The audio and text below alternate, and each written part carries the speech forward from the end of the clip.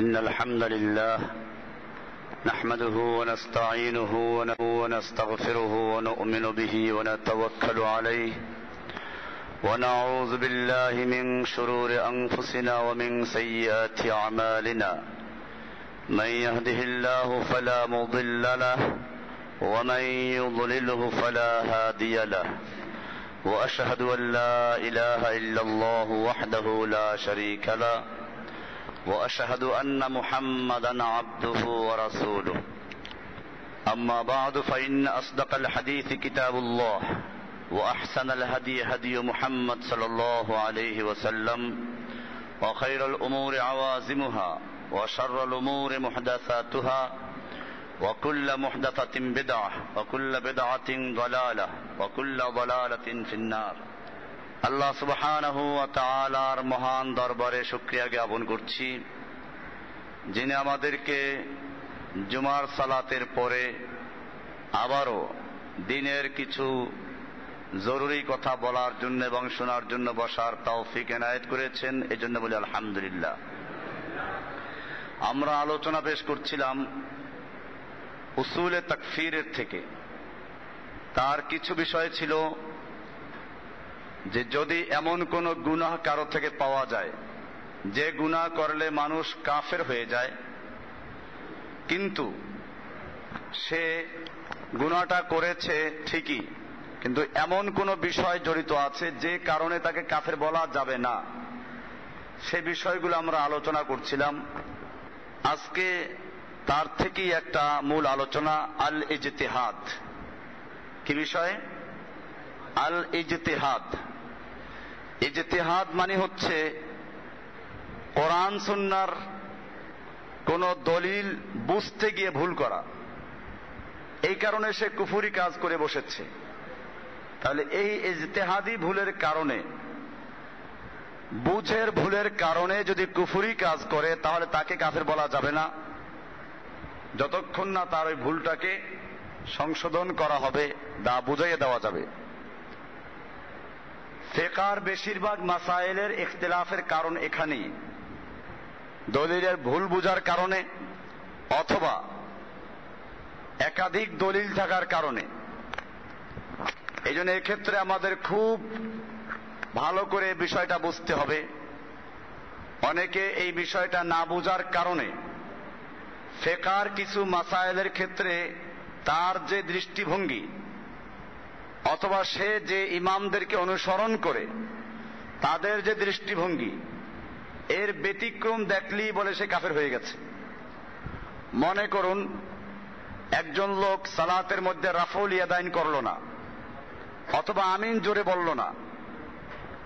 এখন আপনি দেখলেন যে হাদিসে বলা আছে রাফউল ইয়াদাইনের সহিহ হাদিস আছে, বুখারীতে অনেকগুলো হাদিস, মুসলিমে আছে, সব কিতাবেই আছে প্রায়। তো রাফউল ইয়াদাইন সম্পর্কে রুকুর আগে রুকুর পরে এরকম ভাবে দুই রাকাতের বসার পরে যখন দাঁড়ায় তখন হাত উঠানোর কথা আছে। আপনি দেখলেন সহিহ হাদিসে এগুলো আছে, সুতরাং যে ব্যক্তি রাফউল ইয়াদাইন করে না সে হাদিস অস্বীকার করেছে, অতএব সে কাফের, এটা বলে দিল।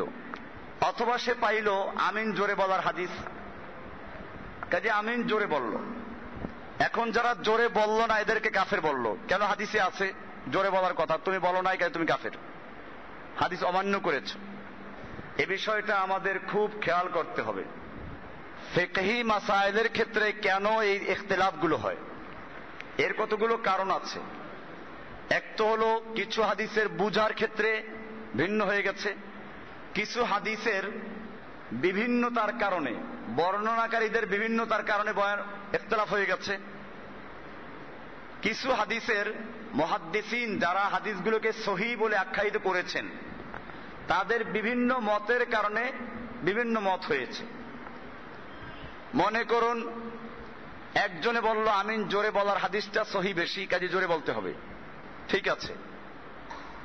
আর একজনে বলল আমিন আস্তে বলার হাদিসও আছে, ওইটা সহিহ তার দৃষ্টিতে।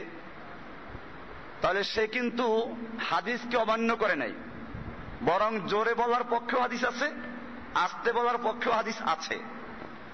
তিরমিজি শরীফে দেখেন এই আমিন বলার যে হাদিসটা আছে, একটাই হাদিস, সাহাবী হচ্ছেন ওয়াইল ইবনে হুজর, ওনার থেকে বয়ান করতে গিয়ে তার ছাত্রের ছাত্র তার থেকে বয়ান করেছেন দুইজন লোক, একজন হচ্ছেন সুফিয়ান আর একজন হচ্ছেন শুবা।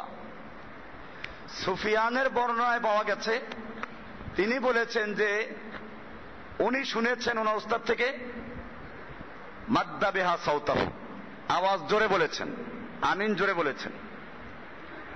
আর ওই সুফিয়ানের আর একজন সাথী সুফিয়ানের উস্তাদ থেকে সেও শুনেছে, সে বললে খাবাদা বিহা সাওতাহু, আওয়াজ আস্তে করেছে।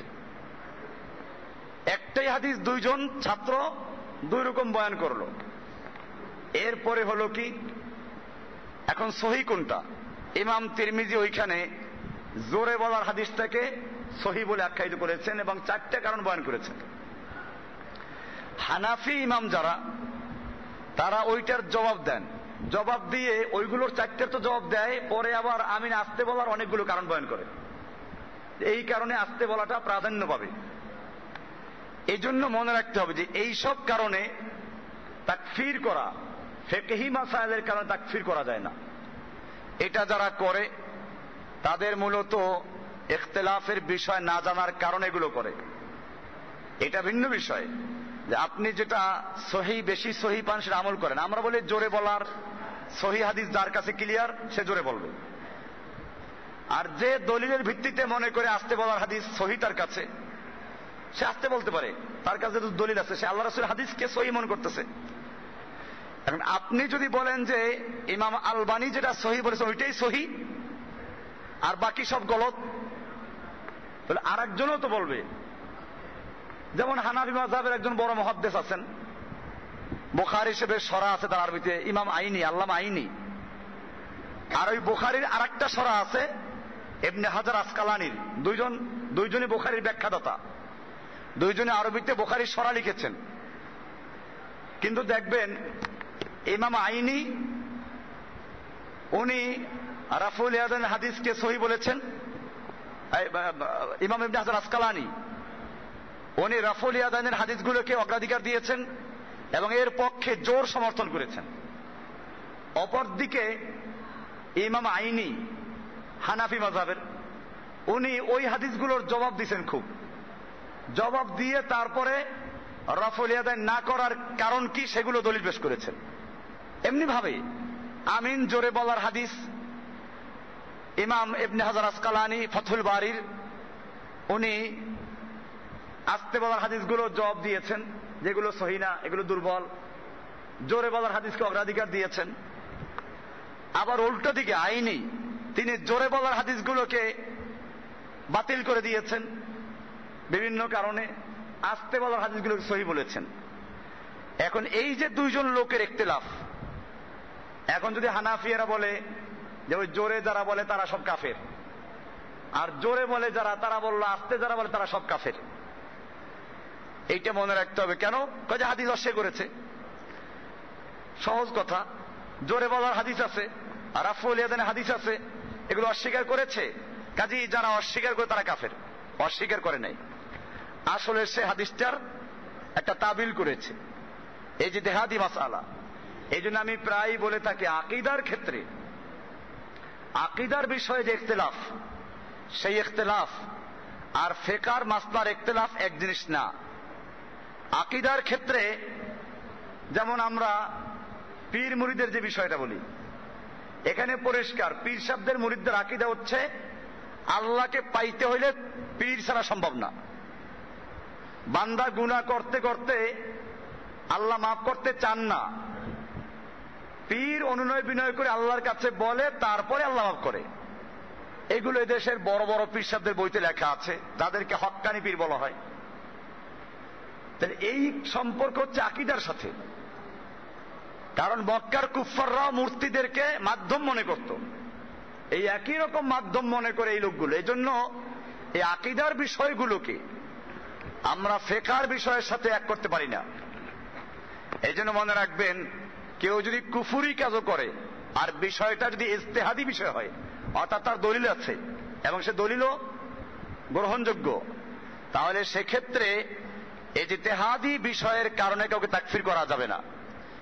আসুন, ওয়াকাযালিকা খাতা ওয়াস সাদরান ইজতিহাদ কান ইখতি আল আলিম আল মুস্তাহিদ, যেমন কোন একজন আলেম যিনি মুস্তাহিদ, তিনি ভুল করেছেন, লিইল্লাতিন মুতাবারাতিন, কোন একটা গ্রহণযোগ্য কারণে তার কাছে দলিল আছে এবং সেই ইজতিহাদের কারণে ফায়ুহিল্লু হারামান, ইজতিহাদের কারণে, ইচ্ছা করে না, সে কোন দলিলের ভুল বুঝার কারণে বা তার ইজতিহাদের কারণে কোন একটা ফতোয়া দিল যাতে কোন একটা আসলে হারাম, এটা হালাল করে ফেলছে, সে হালাল ফতোয়া দিয়েছে, অথবা কোন হালালকে হারাম ফতোয়া দিয়ে ফেলেছে, অথবা আও ইয়াহকুমু বিগাইরি মা আনজালাল্লাহ, আল্লাহর বিধান মূলত একরকম, সে একজন মুস্তাহিদ বিচারক, আমাদের দেশের বিচারক না, হইল যে ইসলামী হুকুমত যদি থাকে, খেলাফত ব্যবস্থা থাকে, সেক্ষেত্রে অনেক বিচার আদালতে আসবে,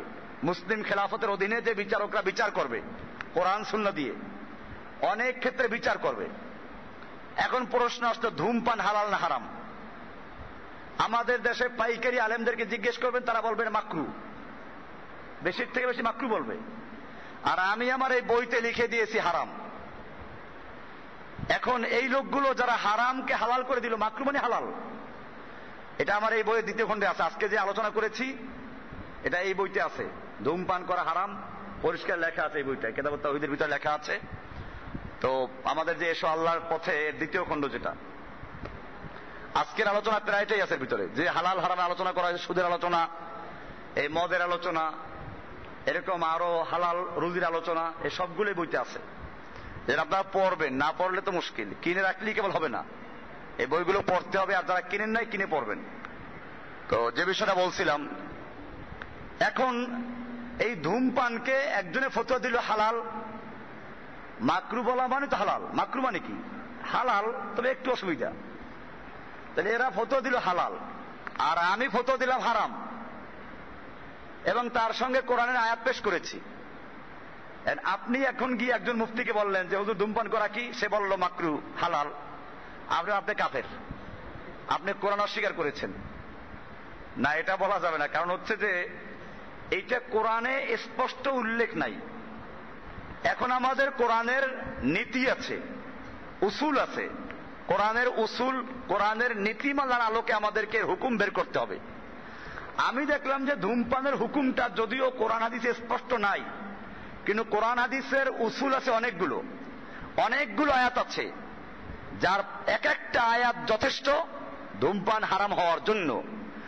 আপনারা দেখেছেন কতগুলো আয়াত পেশ করেছি, সেইখানে কতগুলো আয়াত, তাহলে এর পরেও যদি ধূমপানকে হালাল বলে, তাহলে হারাম কবে হবে এগুলো?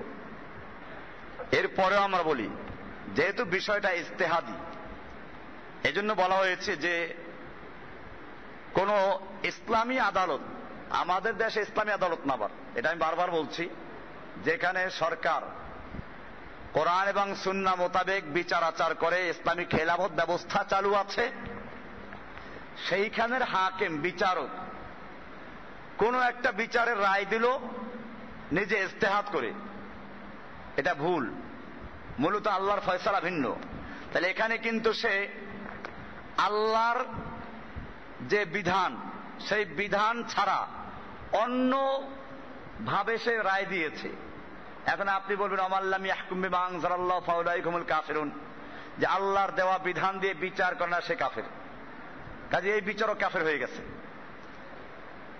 না, এই বিচারক কাফের হয় নাই, এই বিচারক ইজতিহাদ করেছে বিষয়টা, ইজতিহাদ করে, হয়তো তার কাছে দলিল ছিল না, সে ইজতিহাদ করে ভুল ফতোয়া দিয়েছে, এই জন্য তাকে কাফের বলা যাবে না। এবারে আসুন আমরা এর কিছু দলিল পেশ করব। ও আল্লাহর রাসূল সাল্লাল্লাহু আলাইহি ওয়াসাল্লাম বলেছেন, ফাকাদ সাহহা আন নবী সাল্লাল্লাহু আলাইহি ওয়াসাল্লাম আন্নাহু ক্বালা ইযা ইজতাহাদাল হাকিম, যদি কোন হাকিম, কোন বিচারক বিচার করতে গিয়ে ইজতিহাদ করে বিচার রায় দেয়, তো ফা আসাবা, এবার সে ঠিক করলো, বিচারের চেয়ে ইজতিহাদ করেছে এবং সে সঠিক সিদ্ধান্তে উপনীত হয়েছে কোরআন সুন্নাহ মোতাবেক, যেটা সঠিক ইনদাল্লাহ, আল্লাহর কাছে যেটা সঠিক সেটাই সে বুঝতে সক্ষম হয়েছে। ফালাহু আজরান, সে দুইটা আজর, দুইটা আল্লাহর কাছে বিনিময় পাবে। একটা হচ্ছে ইজতিহাদ করার বিনিময়, আর একটা হচ্ছে সঠিক জিনিসটা বুঝতে পারার বিনিময়। ওয়াইন ইজতাহাদা, আর যদি ইজতিহাদ করতে গিয়ে ফা আখতা, ভুল করে ফেলে, ফালাহু আজরুন, তাহলেও সে একটা আজর পাবে। সে যে ইজতিহাদ করেছে এই জন্য সে সওয়াব পাবে। এটা মুত্তাফাকুন আলাই, বুখারী এবং মুসলিমের এটা হাদিস। তাহলে আমাদের মনে রাখতে হবে যে ইজতিহাদ করতে গিয়ে যদি কেউ ভুল করে বসে, এমনকি আল্লাহর বিধানের বিপরীত কোনো ফতোয়া দিয়ে বসে, যাতে হালাল হারাম হয়ে গেছে, হারামকে হালাল করে ফেলেছে, এরপরেও সে কাফের হবে না, তার ফতোয়া ভুল, কিন্তু তাকে আমরা কি বলতে পারবো না? কাফের বলতে পারবো না। আসুন দলিল নেই আমরা। আবু সাঈদ খুদরি রাদিয়াল্লাহু তাআলা আনহু থেকে বর্ণিত, বুখারী মুসলিমের হাদিস এটা, قال جاء بلال الى النبي صلى الله عليه وسلم بتمر برني। বেলাল রাদিয়াল্লাহু তাআলা আনহু আল্লাহর নবীর কাছে বার্নি খেজুর, মানে উন্নত মানের কিছু খেজুর নিয়ে আসলেন। فقال له النبي صلى الله عليه وسلم من اين هذا। আল্লাহর রাসূল সাল্লাল্লাহু আলাইহি ওয়াসাল্লাম জিজ্ঞেস করলেন যে বেলাল, এই খেজুর তুমি কোথায় পেলে? قال كان عندنا تمر ردي। বেলাল বললেন, আমাদের কাছে কিছু নিম্নমানের খেজুর ছিল। ফাবি'তু মিনহু সাইনে বিসাইন। আমি ওই নিম্নমানের খেজুর দুই সের দিয়ে এই খেজুর 1 সের কিনেছি। 2 সের খেজুর দিয়ে আমি 1 সের খেজুর ক্রয় করেছি। নিম্নমানের খেজুর দিয়েছি 2 সের, আর এই উন্নত মানের খেজুর এনেছি 1 সের। খেজুরের বিনিময়ে খেজুর বেশি কম করা হয়েছে। আল্লাহর রাসূল সাল্লাল্লাহু আলাইহি ওয়াসাল্লাম বলেন, আল্লাহ, শব্দটা কি? আল্লাহ, আইনুর রিবা। ওহ, এটা তো একটা হুবহু রিবা, সুদ, এটা আসল সুদ। তাহলে সুদ তো হারাম। তাহলে বেলাল তো এটাকে হালাল মনে করলেন, এখন কাফের বলবেন বেলালকে? লা তাফাল। আল্লাহ রাসূল বলেন যে আল্লাহ, আইনুর রিবা, এটা তো এইটাই তো রিবা, সুদ। লা তাফাল, তুমি এই কাজটা করো না, বরং তুমি কি করবা? ওয়ালাকিন ইযা আরাদতা আন তাশতারিয়া মা ফাবি'ত তামার বিবাইন আখার সুম্মা ইশতারি বি। তুমি যদি ওই ভালো খেজুর কিনতে চাও, তাহলে আগে তোমার এই নিম্নমানের খেজুর 2 কেজি বিক্রি করো। বিক্রি করে যে পয়সা পাইবা, ওই পয়সা দিয়ে ওই উন্নত মানের খেজুর কেনো। 2 কেজি বিক্রি করে যে টাকা হলো, সে টাকা দিয়ে উন্নত মানের খেজুর কেনো 1 কেজি, এটা জায়েজ। কিন্তু খেজুরের বিনিময়ে খেজুর যদি হয়, তাহলে সেক্ষেত্রে সমান সমান করতে, ভালো হোক আর মন্দ হোক, এটা সুদ। তাহলে এখন সুদ হারাম হওয়ার পরে বেলাল রাদিয়াল্লাহু তাআলা আনহু এই নিম্নমানের খেজুর 2 কেজি দিয়ে 1 কেজি 1 সের কিনে আনলেন, সুদের কারবার করলেন। অত সুদ তো হারাম, তো এটা হালাল হয় না, হারাম কাজ করেছেন। এখন যদি কেউ হারাম জিনিসকে হালাল মনে করে, তাহলে কাফের হয়ে যায়। কিন্তু এখানে ওনাকে আল্লাহ রাসূল এটা বললেন যে এটা সুদ, তুমি এই কাজ আর করো না, বরং এইভাবে করো। তো এটা একটা দলিল পাওয়া গেল। এখান থেকে আমরা এটা একটা মাসালাও জেনে নেই, যে সকল জিনিস কায়েল করে, অর্থাৎ কৌটা দিয়ে অথবা দাড়ি পাল্লা দিয়ে ওজন করে বিক্রি করা হয়, এক জিন্সের এক জাতীয় জিনিস যদি হয়, তো ওগুলো একটার বিনিময়ে একটা বিক্রি করতে হলে সমান সমান করতে হবে। বেশি কম করলে সুদ হবে। লবণের বিনিময়ে লবণ বিক্রি করলো, একই অবস্থা। এরকম ভাবে গমের বিনিময়ে গম, বীজ যে গমগুলো এর দাম বেশি, সাধারণ গমের দাম কম। এখন গ্রামে করলো কি, সাধারণ গম 2 মণ দিয়ে 1 মণ বীজের গম কিনলো, জায়েজ না সুদ? সুদ। এরকম ভাবে ধানের সময়টা আসে গ্রামগঞ্জে, কৃষকরা বীজ ধানের মধ্যে বীজ যেটা ফলাইলে বীজ হয়, চারা হয়, এটার ওই মৌসুমে দাম বেশি। সাধারণ ধান 2 মণের যে দাম হয়, ওই বীজ ধানের 1 মণের দাম সেরকম হয়। এখন এটা তো ধানের বিনিময়ে ধান সমান সমান করতে, বেশি কম করলে হারাম। কি করতে হবে এখন? ওই যে সাধারণ ধান ওই 2 মণ বিক্রি করবে, বিক্রি করে যে মূল্য আসে তা দিয়ে এই 1 মণ বীজ ধান কিনবে। তো এটা একটা পরিষ্কার মাসআলা। এরকম ভাবে আমরা দেখি আল্লাহ রাসূল সাল্লাল্লাহু আলাইহি ওয়াসাল্লাম একটা হাদিসে পরিষ্কার করে বলেছেন, আন্নাহু ক্বালা মান আতা ইমরাআতান ফি দুবুরিহা ফাহুয়া কাফিরুন বিমা উনজিলা আলা মুহাম্মদ। যে ব্যক্তি মেয়ে লোকের পিছনের রাস্তা ব্যবহার করে, জেমা করতে গিয়ে, স্ত্রী সহবাস করতে গিয়ে সে স্ত্রীকে, হালাল স্ত্রীকে পিছনের রাস্তা ইস্তেমাল করলো, আল্লাহ রাসূল সাল্লাল্লাহু আলাইহি ওয়াসাল্লাম বলছেন ফাহুয়া কাফিরুন বিমা উনজিলা আলা মুহাম্মদ। সে মুহাম্মদ সাল্লাল্লাহু আলাইহি ওয়াসাল্লামের প্রতি যা নাজিল করা হয়েছে তার সাথে সে কুফরি করলো, সেটাকে অস্বীকার করলো, অর্থাৎ কাফেরই করলো সে। এটা আল্লাহ রাসূল সাল্লাল্লাহু আলাইহি ওয়াসাল্লাম বললেন। কিন্তু দেখা যায় যে ওমর ইবনুল খাত্তাব রাদিয়াল্লাহু তাআলা আনহুর কাছে এই হাদিসটা পৌঁছে নাই। না পৌঁছার কারণে তিনি এই ফতোয়া জায়েজ করে দিয়েছিলেন। পরবর্তীতে যখন তার কাছে হাদিস আসলো তো সঙ্গে সঙ্গে তিনি এই ফতোয়া উদ্ধ করলেন, তিনি তওবা করলেন এবং এই ফতোয়াও যাদেরকে দিয়েছিলেন তাদেরকে ডেকে ফতোয়া নিষেধ করে দিলেন।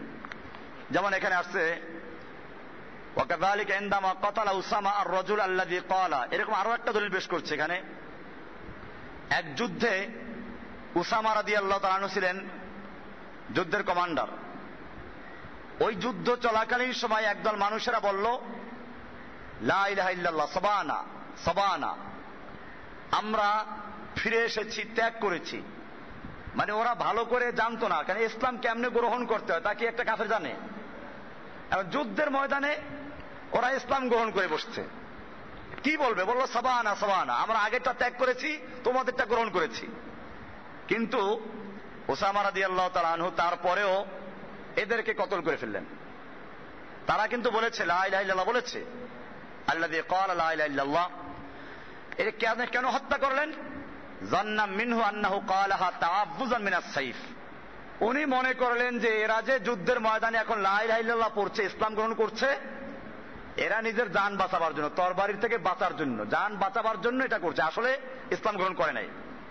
ফাইন্নান নবিয়্য সাল্লাল্লাহু আলাইহি ওয়াসাল্লাম আনকারা আলাইহি সানিয়াহু, আল্লাহর রাসূল সাল্লাল্লাহু আলাইহি ওয়াসাল্লাম তার এই কাজটাকে অস্বীকার করলেন, ইনকার করলেন, অপছন্দ করলেন এবং বারবার বললেন যে আল্লাহুম্মা ইন্নী আউযু বিকা মিম্মা সানা উসামা, আল্লাহ উসামা যে কাজটা করেছে আমি তোমার কাছে এর থেকে পানাহ চাই, সে অন্যায় করেছে।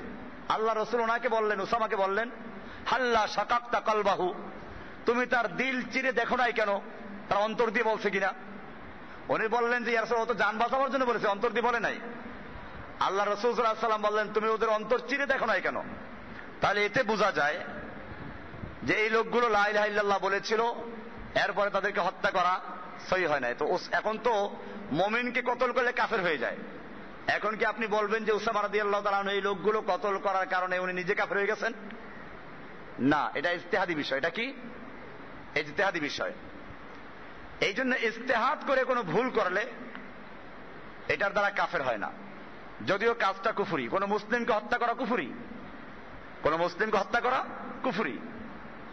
এই হাদিস দিয়ে আপনারা আবার এখন বলেন না যে এই যে আমাদের দেশে যারা লা ইলাহা ইল্লাল্লাহ পড়ে এদেরকে হত্যা করা যাবে না।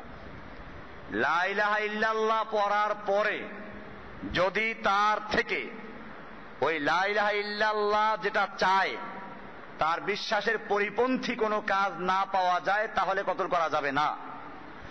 আর যদি লা ইলাহা ইল্লাল্লাহ বলল তারপরে লা ইলাহা ইল্লাল্লাহর পরিপন্থী কাজ পাওয়া গেল, তাহলে খালি লা ইলাহা ইল্লাল্লাহ পড়লে না, নামাজ পড়লেও, রোজা রাখলেও, হজ করলেও তারপরেও কতল করা যাবে। দলিল আসুন, আল্লাহর নবী সাল্লাল্লাহু আলাইহি ওয়াসাল্লামের মৃত্যুর পরে বনু হানিফা, মুসাইলামাতুল কাজ্জাব, ইয়ামানের যে বনু হানাফিয়া গোত্র, আবার হানাফি মাযহাব বলেন, আবার এটা আরেক গোত্র, আবার বনু হানিফা, ওই গোত্রের লোকেরা মুসাইলামাতুল কাজ্জাবের অনুসারী হয়ে গেল। তারা কিন্তু ইসলাম ত্যাগ করে নাই, লা ইলাহা ইল্লাল্লাহ পড়ছে, মুহাম্মাদুর রাসূলুল্লাহ বিশ্বাস করছে, কিন্তু তারা বিশ্বাস করতে যে আরো নবী আসতে পারে, একাধিক নবী হতে পারে। তারা ওই মুসাইলামাতুল কাজ্জাবের উম্মত হয়ে গেল। তো কি হলো? আল্লাহ নবীর যুগেই সে নবুয়ত দাবি করেছিল, এটা আমি আলোচনা আগে করেছি। সাহাবায়ে কেরাম তার বিরুদ্ধে যুদ্ধ করলেন, তাকে হত্যা করা হলো, তার অনুসারীদেরকে হত্যা করা হলো। প্রায় কয়েক হাজার সাহাবী এতে যুদ্ধে শহীদ হয়ে গেলেন। ইয়ামামার যুদ্ধ ইতিহাসে খুব নাম করা, ইয়ামামা, এই ইয়ামামার যুদ্ধ হয়েছিল কিসের কারণে? এই মুসাইলামাতুল কাযযাবের বিরুদ্ধে, মিথ্যা নবুয়ত দাবিদারির বিরুদ্ধে। এই লোকগুলো তো লা ইলাহা ইল্লাল্লাহ পড়তো, নামাজও পড়তো। আমাদের দেশে যে কাদিয়ানি, তারা নামাজ পড়ে না? এরা নামাজ পড়ে, এরা লা ইলাহা ইল্লাল্লাহ পড়ে, মুহাম্মদ সাল্লাল্লাহু আলাইহি ওয়াসাল্লামকে নবী বলে স্বীকার করে। গন্ডগোলটা কোন জায়গায়? মুহাম্মদ সাল্লাল্লাহু আলাইহি ওয়াসাল্লাম শ্রেষ্ঠ নবী, তবে শেষ নবী নয়, অথচ এরা সর্বসম্মতিক্রমে কাফের। লা ইলাহা পড়ে, নামাজ বি পড়ে। আসুন আরো স্পষ্ট হই, যেটা আমি বারবার বলে থাকি। আল্লাহর নবীর মৃত্যুর পরে আর এক দল লোক যাকাত দিতে অস্বীকার করেছিল। তারা কিন্তু লা ইলাহা ইল্লাল্লাহ ত্যাগ করে নাই, তারা কিন্তু নামাজ ত্যাগ করে নাই, রোজা ত্যাগ করে নাই, জিহাদ ত্যাগ করে নাই, তারা সব মানত, সব মানত। 5 ওয়াক্ত নামাজ জামাতে পড়তো। যে কারণে ওমর ইবনুল খাত্তাবের মতো সিংহ পুরুষ, লৌহ মানব, বাতিলের বিরুদ্ধে যে সবসময় বলে দানি আমাকে সুযোগ দেন, আদ্রে বনুকা হাজা, ওর গর্দানটা উড়িয়ে দেয়, এই লোকটা পর্যন্ত আবু বকর সিদ্দিক রাদিয়াল্লাহু তাআলার কাছে গিয়ে বলল কি, যে ওমর, আবু বকর, এখন চতুর্মুখী সমস্যা। একদিকে রোম সম্রাট হামলা করার জন্য প্রস্তুত হয়ে আছে, সৈন্য সমাবেশ করছে, আর একদিকে মুসাইলামাতুল কাযযাবের নেতৃত্বে একদল লোক তার উম্মত হয়ে গেছে, আর একদল লোক মোরতাদ হয়ে গেছে। এই মুহূর্তে এই লোকগুলোর বিরুদ্ধে যুদ্ধ করার প্রয়োজন নাই, ওরা তো মুসলমান, লা ইলাহা ইল্লাল্লাহ ত্যাগ করে নাই, নামাজ ত্যাগ করে নাই, খালি যাকাত দিতে অস্বীকার করেছে। আবু বকর সিদ্দিক কি বলেছিলেন? ইয়া ওমর, আসাদুন ফিল জাহিলিয়া ওয়া সালাবুন ফিল ইসলাম। জাহিলি যুগে সিংহের মতো গর্জে উঠতে, আর ইসলামে এসে তুমি শিয়াল হয়ে গেছো। জেনে রাখো, আল্লাহি, জেনে রাখো, আল্লাহর কসম করে বলছি, আল্লাহর নবীর যুগে যারা উটের যাকাত দেওয়ার সঙ্গে উটের রশি দিত, অথবা বকরির যাকাতের মধ্যে কোন একটা বকরির বাচ্চা দিতে অস্বীকার দিত, এখন দিতে চায় না, আমি তার বিরুদ্ধেও যুদ্ধ ঘোষণা করলাম, তার বিরুদ্ধেও যুদ্ধ করব। জেনে রাখো, যারা সালাতের মধ্যে আর যাকাতের মধ্যে পার্থক্য করে, সালাত আদায় করবে যাকাত দিবে না, আল্লাহর কসম আমি তার বিরুদ্ধে যুদ্ধ ঘোষণা করলাম, যুদ্ধ করব। তাহলে এখন আসুন, এই যে আবু বকর যুদ্ধের ঘোষণা করলেন, এই লোকগুলো লা ইলাহা ইল্লাল্লাহ পড়তো না?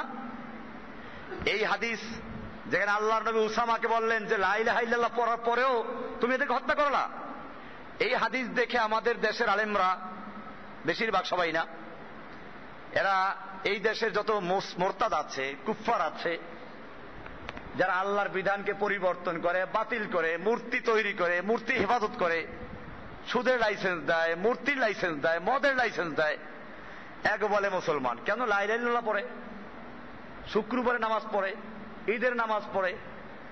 এরা যদি মুসলমান হয়, তাহলে আবু বকর সিদ্দিক রাদিয়াল্লাহু তাআলা আনহু যাদের বিরুদ্ধে যুদ্ধের ঘোষণা করেছিলেন, তারা কারা? তারা কি লা ইলাহা পড়ে নাই? এই জন্য বিষয়টা মনে রাখতে হবে যে ইসলামের ইতিহাসে এটা পরিষ্কার, লা ইলাহা ইল্লাল্লাহ বলার পরে যদি তার থেকে লা ইলাহা ইল্লাল্লাহর পরিপন্থী, ইসলামী আকীদার পরিপন্থী কোন কাজ না পাওয়া যায়, তাহলে তাকে লা ইলাহা বলার কারণে তার জান মালের নিরাপত্তা দেওয়া হবে, তাকে হত্যা করা হবে না, যতক্ষণ পর্যন্ত লা ইলাহা ইল্লাল্লাহ বলার পরে তার পরিপন্থী কাজ না পাওয়া যাবে। কিন্তু যদি লা ইলাহা ইল্লাল্লাহ পড়ার পরে, লা ইলাহা ইল্লাল্লাহ পড়ে আর এমন কাজ করে যে কাজ মুসলমানদের কাজ না, যে কাজ করলে ইসলাম থাকে না, তাহলে এখন লা ইলাহা ইল্লাল্লাহ পড়ুক, নামাজ পড়ুক, রোজা রাখুক, মুসলমান না কাফের? তাকে কতল করা জায়েজ। এই জন্য মনে রাখতে হবে বিষয়গুলো। এই হাদিসগুলো পড়ে আমাদের দেশে অনেক লোকেরা খুব খুশি, এবং আমরা যখন এই মুমিন আর কাফের এই বিষয়গুলো ক্লিয়ার করে দেই, যে টুপি রাখলেও কাফের হয়, দাড়ি রাখলেও কাফের হয়, নামাজ পড়লেও কাফের আছে, নামাজ পড়া কাফের, রোজা রাখা কাফের আছে বহুত, তখন তারা বলে কেমনে, এ তো লা ইলাহা ইল্লাল্লাহ পড়েছে, আর হাদিসে বলা আছে লা ইলাহা ইল্লাল্লাহ পড়লে তাকে হত্যা করা যাবে না। এটা কার জন্য? এটা ওই নমুসলিমের জন্য যে নতুন ইসলাম গ্রহণ করেছে, লা ইলাহা ইল্লাল্লাহ পড়ার পরে তার থেকে এখনো কোনো পরিপন্থী কাজ পাওয়া যায় নাই। যুদ্ধের ময়দানে ওরা লা ইলাহা ইল্লাল্লাহ পড়লো, কিন্তু এরপর তো উল্টো কোনো কাজ করে নাই, তো তুমি কতল করলা কি জন্য এদেরকে, সেইটা বলা হয়েছে এখানে।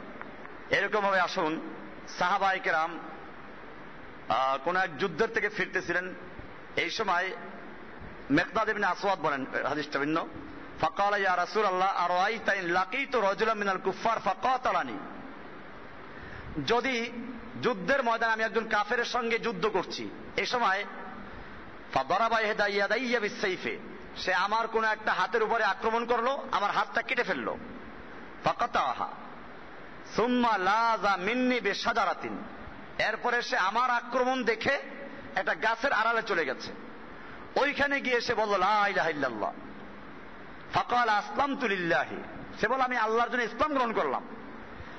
আফা আকতুলুহু ইয়া রাসূলুল্লাহ বাদা আন ক্বালাহা, সে এই কথা বলার পরে কি আমি তাকে কতল করতে পারি? ফাকাল রাসূলুল্লাহ সাল্লাল্লাহু আলাইহি ওয়াসাল্লাম লা তাকতুলহু, আল্লাহর রাসূল সাল্লাল্লাহু আলাইহি ওয়াসাল্লাম বলেন না, তুমি তাকে কতল করো না, তাকে হত্যা করো না। যদি তাকে হত্যা করো তাহলে জেনে রাখো, বলে ক্বালা কুলতু ইয়া রাসূলুল্লাহ ইন্নাহু কাদ কাতা ইয়াদাইয়া, আর সে তো আমার হাত কেটে ফেলেছে। সুম্মা ক্বালা বাদা যালিকা আন কাতাহা, এরপরে সে এটা বলেছে ক্বালা লা তাকতুলহু, তুমি তাকে হত্যা করবে না। ফাইন কাতালতাহু, যদি তুমি তাকে হত্যা করো তাহলে ফাইন্নাহু বিমানজিলাতিকা ক্বাবলা আন তাকতুলাহু, তাহলে তুমি তাকে হত্যা করার আগে তুমি যে স্থানে ছিলে সে তোমার স্থানে চলে আসবে, আর তুমি ওকে হত্যা করার আগে ও যেখানে ছিল তুমি সেখানে চলে যাইবা। ওয়াইন্নাহু বিমানজিলাতিকা ক্বাবলা আন ইয়াকুলা কালিমাতাল্লাতী ক্বালা, সে যে কালিমাটা পড়েছে ওই কালিমা বলার আগে যেখানে ছিল তুমি ওখানে চলে যাইবা। তার মানে কি, তুমি যদি তাকে কালিমা বলার পরে, লা ইলাহা ইল্লাল্লাহ বলার পরে, ইসলাম গ্রহণ করার পরে হত্যা করো, তাহলে তুমি কাফের হয়ে যাইবা। এখন এখানে দেখেন, এটা বুখারী মুসলিমের হাদিস, সহিহ হাদিস। এখানে যেটা আমরা দেখতে পাচ্ছি তাহলে এই যে এটা এমন একটা প্রশ্ন যে প্রশ্নর দ্বারা একটা হালালকে হারাম করা হয়, হারামকে হালাল করা হয়। কারণ ইসলাম গ্রহণ করার পরে হত্যা করা হারাম, আর উনি সেইটাকে হালাল মনে করে প্রশ্ন করছেন, এর দ্বারাও সে কাফের হয়ে যায় না। কারণ কি, বিষয়টা ইজতিহাদি। বিষয়টা কি, ইজতিহাদি। এরকম ভাবে আবু সাঈদ খুদরি থেকে একটা হাদিস আসছে, ক্বালা খারাজা রাজুলানি ফি সাফার, দুই ব্যক্তি সফরে বের হলেন, ফাহাদারাতিস সালাত, সালাতের টাইম হয়ে গেল, ওয়া লাইসা মাহুমা মাউন, তাদের কাছে পানি ছিল না, ফাতায়াম্মামা সাঈদান তাইয়্যিবা, তারা দুজনেই মাটি দ্বারা তায়াম্মুম করলো, সুম্মা ওয়াজাদাল মা ফিল ওয়াক্তে, এরপরে ওয়াক্ত থাকার মধ্যেই এক পানি পাইল আবার, ফাআদা আহাদুহুমা সালাতা ওয়াল উযুয়া, একজনে করলো কি, যেহেতু সময় আছে তায়াম্মুম করে নামাজ পড়ে ফেলেছে, সময় থাকার মধ্যে আবার পানি পাওয়া গেল, তো সে নতুন করে উযু করলো এবং সালাত আবার আদায় করলো। ওয়ালাম ইউইদুল আখার, দ্বিতীয় জনে সে বলে না, সালাত তো পড়ে ফেলেছি, আর কি, এখন আর পানি পাওয়া গেলে উযু করবো না, সালাত আদায় করবো না, করে নাই। সুম্মা আতাইয়া রাসূলুল্লাহ সাল্লাল্লাহু আলাইহি ওয়াসাল্লাম, এরপরে তারা দুজনেই আল্লাহর রাসূল সাল্লাল্লাহু আলাইহি ওয়াসাল্লামের কাছে আসলো, ফাযাকারা যালিকা লাহু, আল্লাহর রাসূল সাল্লাল্লাহু আলাইহি ওয়াসাল্লামের কাছে এই বিষয়টা উল্লেখ করলো। ফাকালা লিল্লাযী লাম ইউইদ, আল্লাহর রাসূল সাল্লাল্লাহু আলাইহি ওয়াসাল্লাম বললেন, যে ব্যক্তি সালাত আর নতুন করে আদায় করে নাই, পুনর্বার পড়ে নাই, তাকে বললেন আসাবতা সুন্নাতা, তুমি সুন্নাহ মোতাবেক কাজ করেছো, মানে তোমারটাই ঠিক।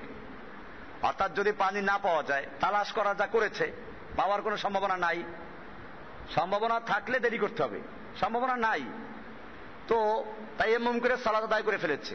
এখন যদি ওয়াক্তের মধ্যেও পানি পাওয়া যায় তো ওই সালাত তার হয়ে গেছে, আর নতুন করে আদায় করা লাগবে না। আল্লাহ রাসূল বললেন যে আসাবতা সুন্নাতা, তুমি সুন্নাত মোতাবেক কাজ করেছো, ওয়া আজজাতকা সালাতুকা, আর তোমার সালাত ওই আগেরটাই যথেষ্ট হয়ে গেছে। আর যে ব্যক্তি নতুন করে উযু করলো, সালাত আবার পুনর্বার আদায় করলো, তাকে কি বললেন, ওয়াকালা লিল্লাযী তাওয়াদ্দা ওয়া আদা, যে ব্যক্তি উযু করলো এবং নতুন করে সালাত আদায় করলো তাকে বললেন লাকাল আজরু মাররাতাইন, তোমার জন্য আছে ডবল উজরাত, তুমি ডবল সওয়াব পাইবা। এটা আবু দাউদ শরীফের হাদিস, 327 নম্বর হাদিস। তাহলে এখন এখানে দেখেন, একজনকে বললেন তুমি সুন্নাহ মোতাবেক কাজ করেছো, তোমারটাই ঠিক, আর একজনকে তুমি ডবল সওয়াব পাইবা। অথচ এই লোকটা তো ভুল করলো, সে ভুলটা ছিল কি? ইজতিহাদি।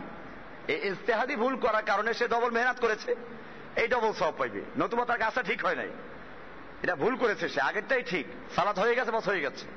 এই জন্য মনে রাখতে হবে, ইজতিহাদি মাসআলার ক্ষেত্রে যদি কেউ ইজতিহাদের কারণে, কোন দলিলকে ভুল বুঝার কারণে, অথবা দুইটা দলিলের মধ্যে একটাকে অগ্রাধিকার দিতে গিয়ে ভুল করেছে, সহি একটা, সে অগ্রাধিকার দিয়েছে আরেকটাকে। এখন এটা ভিন্ন বিষয় যে আমরা আল্লাহর রাসূল সাল্লাল্লাহু আলাইহি ওয়াসাল্লামকে দেখি নাই। আল্লাহর রাসূল সাল্লাল্লাহু আলাইহি ওয়াসাল্লামকে দেখলে সাহাবায়ে কেরাম তো সরাসরি আল্লাহর রাসূল সাল্লাল্লাহু আলাইহি ওয়াসাল্লামের থেকে মাসলা জিজ্ঞেস করতেন। এই জন্য সাহাবীদের যুগে অর্থাৎ রাসূলের যুগে কোনো ইখতিলাফ নাই, কোনো মতবিরোধ নাই। কেন নাই? রাসূল সাল্লাল্লাহু আলাইহি ওয়াসাল্লাম সরাসরি আছেন, যে কোনো বিষয়ে সাহাবীরা রাসূল সাল্লাল্লাহু আলাইহি ওয়াসাল্লামের থেকে জেনে নিতেন। আর রাসূল সাল্লাল্লাহু আলাইহি ওয়াসাল্লাম কোনো ভুল করলে আল্লাহর পক্ষ থেকে সাবধান করা হতো, ওহী নাজিল করে সংশোধন করে দেওয়া হতো। এই জন্য রাসূলের যুগে কোনো ইখতিলাফ নাই। ইখতিলাফ হচ্ছে রাসূলের পরবর্তী যুগে, সাহাবীদের যুগে। সাহাবীদের যুগে ইখতিলাফ কেন হলো? ইখতিলাফ হয়েছে তাদের কাছে হয়তো সহিহ হাদিসগুলো সবাই জানা ছিল না, এই কারণে। সাহাবীদের পরে ইখতিলাফ হয়েছে কি কারণে? হাদিস বুঝতে গিয়ে এক একজন বুঝছে এক এক রকম, সে বিষয়গুলো আসবে। তবে মনে রাখতে হবে, এটা খুব পরিষ্কার, যে ব্যক্তি ইজতিহাদ করার যোগ্যতা রাখে না, এটা ওই মুস্তাহিদের জন্য, আলেমে মুস্তাহিদের জন্য বলা হয়েছে। সে যদি ভুল করে, দেন ইমামরা ভুল করেছেন, আপনার দৃষ্টিতে ভুল করেছেন, ভুল করলে ইমামরা কি করেন নাই? ইমামরা কাফের হন নাই। কি জন্য? তারা ইচ্ছে করে ভুল করেন নাই, তারা দলিলের কারণে ভুল করেছেন। এরপরেও প্রত্যেক ইমাম বলে গেছেন, ইদা সাহাল হাদিসু ফাহুয়া মাযহাবি, যদি কোনো হাদিস সহি পাওয়া যায় ওটাই আমার মাযহাব।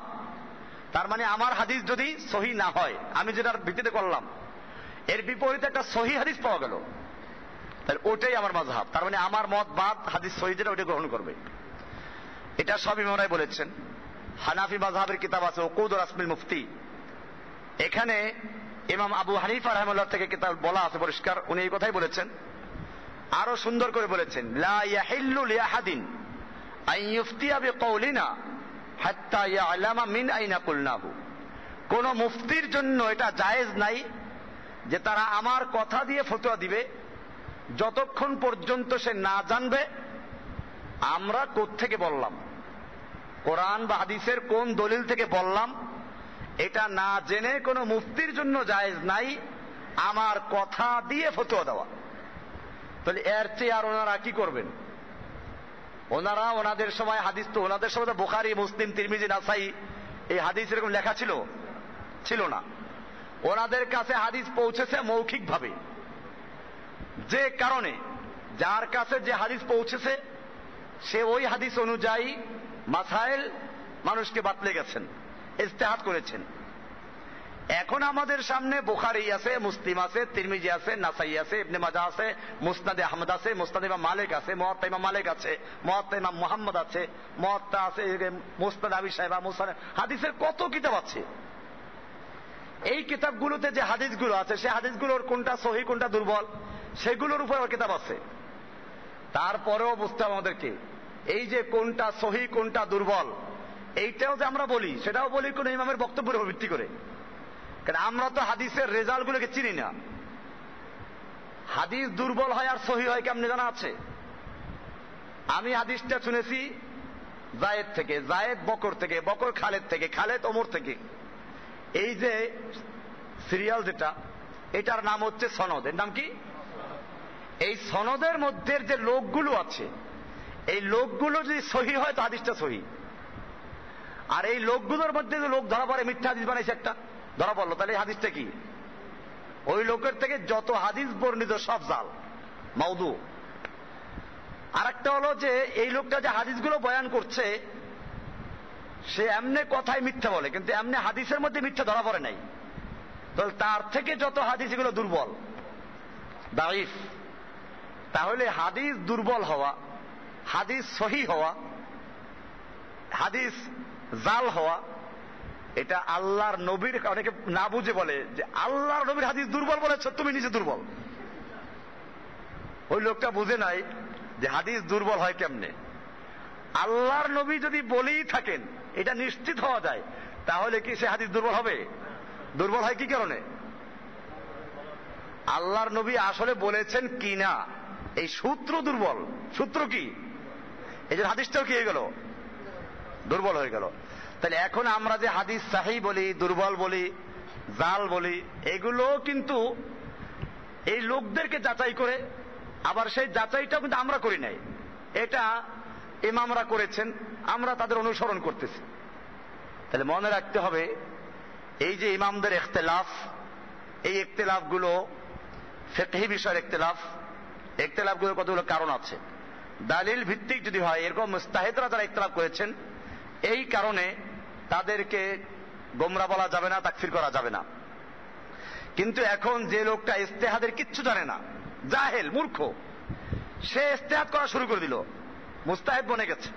এই যে কিতাবটা আমি পড়তেছি, এই কিতাবটা কাওয়ায়েদ তাকফির, এটা মুজাহিদিনদের লেখা, যারা আজকে দুনিয়ায় জিহাদের কাজ করছে, ওনাদের ওয়েবসাইট থেকে নেওয়া এটা, কাওয়ায়েদ ফি তাকফির। তো এটা মনে রাখতে হবে যে ওনারা এই ফতোয়াগুলো লিখেছেন কি জন্য, বাস্তবে জেহাদ করতে গেলে সেখানে বিভিন্ন মাসলাকের লোক আসে। আবু বসির আল তরতুসির নাম অনেকেই শুনেছেন, ওনার বড় বড় কিতাব লেখা আছে, জেহাদ সম্পর্কে অনেক বড় বড় কিতাব আছে। আব্দুল মুনাইম মুস্তাফা হালিমা আবু বসির আল তরতুসি ওনার উপাধি, ওনার লেখা কিতাব এটা। এখানে উনি পরিষ্কার করে দিয়েছেন যে ওইটা হচ্ছে জাহেল লোকদের জন্য না। আল জাহেল আল্লাযী লা ইয়ামলিকু আদওয়াতিল ইজতিহাদ ফিমা ইফতি। এখন কোন জাহেল, মূর্খ, যে ইজতিহাদ করার জন্য যে যোগ্যতা দরকার তা তার নাই, এই ব্যক্তি যদি ইজতিহাদ করে ফতোয়া দেওয়ার ভুল করে, তাহলে সে নিশ্চয় গুনাহগার হবে। ইজতিহাদের যোগ্যতা আছে, তারপরে যদি ইজতিহাদ করে ভুল করে, তাকে আমরা বলি সে এটা গুনাহগার হবে না। এরকম কোন বেদাতি আল মুবতাদি সাহিবুল হাওয়া, বেদাতি যে নিজের সপক্ষে দলিল দেয়, ইজতিহাদ করে, আল্লাযী ইয়ারিফুল হাক্কা বিআদিল্লাতিল কাতঈয়্যা, সে জানে সহিহ দলিল কোনটা, তার জানা আছে। এরপরেও সহিহ দলিল জানার পরেও সে কি করে? নিজের মতের পক্ষে দলিল দেয়। একটা হচ্ছে যেমন মনে করেন রাফউল ইয়াদাইন সহিহ হাদিস দ্বারা প্রমাণিত, আমরা বলে দেই যে এটা সহিহ। আর যে রাফউল ইয়াদাইনের বিপরীত যে দলিলগুলো আছে, এগুলো তাবিল করা যায়। যেমন মনে করেন একটা হাদিসে বলা হয়েছে, হানাফিয়ারা যে দলিল পেশ করে যে রাফউল ইয়াদাইনের হাদিস মনসুখ হয়ে গেছে। কারণ কি? কারণ মুসলিমের একটা হাদিস আছে, আল্লাহ রাসূল সাল্লাল্লাহু আলাইহি ওয়াসাল্লাম বললেন, আব্দুল্লাহ বিন মাসউদ থেকে বর্ণিত, আল্লাহ রাসূল দেখলেন একবার সাহাবীরা হাত উঠাচ্ছেন, বললেন মা লাকুম রাফি আইদিকুম কাআন্নাহা আযনাবু খাইলিন শুমসিন, তোমাদের কি হলো, তোমরা বারবার হাত উঠাচ্ছ যেন তোমাদের হাতগুলো অহংকারী ঘোড়ার লেজ। অহংকারী ঘোড়ার লেজ, ঘোড়ায় যেমন লেজ বারবার উঁচু করে, তো তোমাদের হাতগুলো কি ঘোড়ার লেজ দিয়ে বারবার উঠাচ্ছ? খবরদার হাত উঠাইও না। এরপর লোকের হাত উঠাচ্ছে না। হানাফিয়ারা বলে এই হাদিসের কারণে ওই যে রাফউল ইয়াদাইন হাদিস, এগুলো শুরুতে ছিল, পরে সব মনসুখ হয়ে গেছে। এখন কিন্তু তারা কিন্তু হাদিসকে অস্বীকার করে নাই, বলল এই হাদিসের কারণে ওই হাদিস মানসুখ হয়ে গেছে। এখন যারা রাফউল ইয়াদাইনের পক্ষে, তারা বলে কি যে আপনি তো ভুল বুঝলেন না, ভুল বুঝলেন। ওই যে রাফউল ইয়াদাইন আল্লাহ রাসূল নিষেধ করেছেন, ওটা নামাজের হাত উঠানো না, ওটা সালাম দিলে হাত উঠাইতো। সালাম দিলে কি করতো? সালাম দিলে উত্তর দেওয়ার সময় হাত উঠাইতো, ওয়ালাইকুম আসসালাম, বা নামাজের মধ্যেও হাত উঠাইতো সালাম দেওয়ার উত্তর দিতে গিয়ে। সেইটা নিষেধ করা হয়েছে। কাজে আপনি কোন জায়গাটা কোন জায়গায় লাগাইলেন? তাহলে এখন দেখেন জবাব দিল না। এইটার আবার জবাব আছে। এইভাবে জবাবের পর জবাব। এই যে ইখতিলাফটা কেন হচ্ছে, আমি একটা উদাহরণ দেখাইলাম যে এইভাবে ইখতিলাফ হয়ে গেছে। এখন যারা রাফউল ইয়াদাইন করে, তারা কিন্তু জবাব দিয়ে দিল যে এটা সালামের জন্য হাত উঠাইতো উত্তর দিতে গিয়ে, ওইটা নিষেধ করেছে, সুতরাং রাফউল ইয়াদাইনের হাদিসকে আপনি এর কারণে মানসুখ বলতে পারেন না, ও হাদিস সহিহ। এইটাকে আমল করব। এইরকম ভাবে এই দেখেন, এখন আমি একটা নমুনা দেখালাম যে ইখতিলাফটা এইভাবে হচ্ছে। ওই হাদিসটা সহিহ হাদিস, এখন এটাও সহিহ, ওটাও তো সহিহ হাদিস।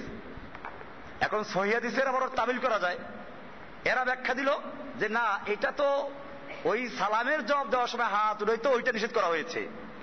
হানাফিয়ারা কি বলে যে আল্লাহর নবীর সাহাবীরা যারা তারা বেশি বুঝলো না, তুমি বেশি বুঝলা, তুমি ব্যাখ্যা দিতে গেলে আর দলিল কই? এর দলিলও আছে, এটা সবকে দলিল আছে যে হাত উঠাইতে সময় যে সালামের জন্য হাত উঠাইতো, সেটা না করছেন তার দলিলও আছে। আমি দেখাচ্ছি যে এই যে দলিলের জবাব, তার জবাব, এই জবাব দিচ্ছে, আর যার যার মাসলাক এসে অটল। আল্লাহ সুবহানাহু ওয়া তাআলা আমাদের সকলকে বিষয়গুলোকে বুঝার এবং আমল করার তৌফিক